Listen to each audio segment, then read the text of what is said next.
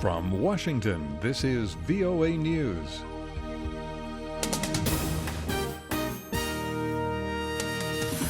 I'm Dave DeForest reporting. Monitors say Russian jet fighters on Tuesday resumed heavy bombing in rebel-held eastern districts of Aleppo, Syria. The planes targeted two opposition-held neighborhoods, killing more than 20 people. The government's Sana news agency, meanwhile, is reporting rebel shelling on government-controlled districts in the western part of Aleppo. They say there at least 4 people were killed and 14 wounded.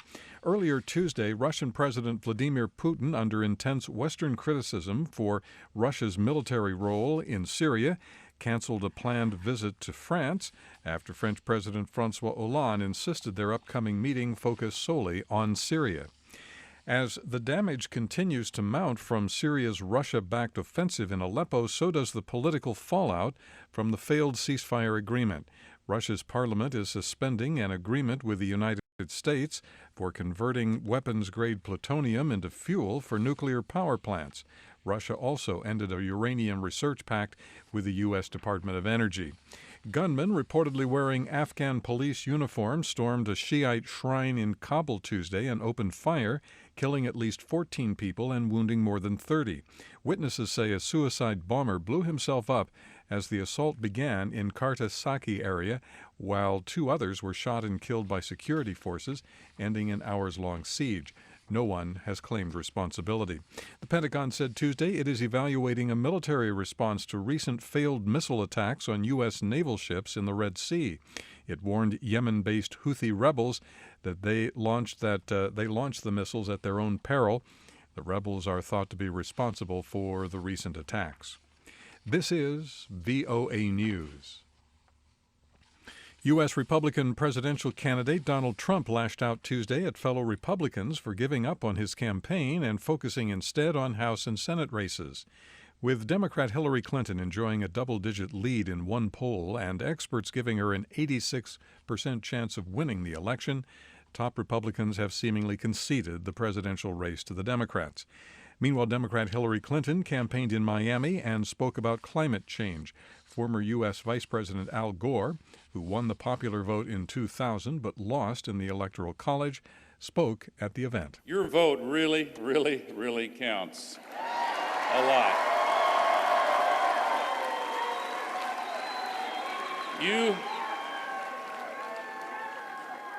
You can consider me as an Exhibit A of that truth.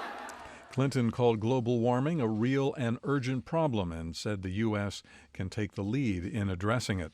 The UN's top diplomat in the Democratic Republic of Congo warned Tuesday about a political situation in Congo. Margaret Bashir takes a look. The head of the UN mission in the DRC, Maman Sambo Sidikou, told the UN Security Council that the electoral crisis has become a constitutional crisis with deepening political polarization and no immediate resolution in sight. Actors on all sides appear more and more willing to resort to violence to achieve their ends. Congo's constitution limits the president to 2 terms, which President Joseph Kabila will complete on December 19th.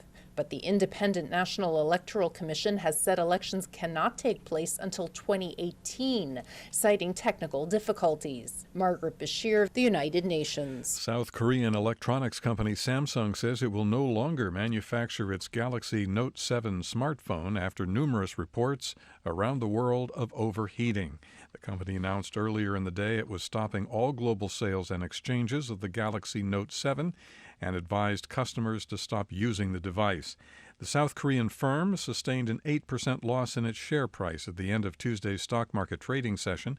Economist Max Wolf is with the Manhattan Venture Partners. So Apple shares are up today by 2 or 3%, just as Samsung's down by another 8% this morning, because people are moving to the Plus series, so the 7S Plus, the 7 Plus, or the 6S Plus, and we're going to see HTC and Huawei and Lenovo pick up business. What it really means is people will fill this void, and it will hurt one of the most unique product areas for Samsung, which they invented. And so we're going to see lots of business move, and the question is, does it come back ever, and how quickly? Max Wolf. On Wall Street, U.S. stock indexes were lower at the close of trade today.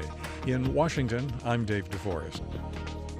That's the latest world news from VOA.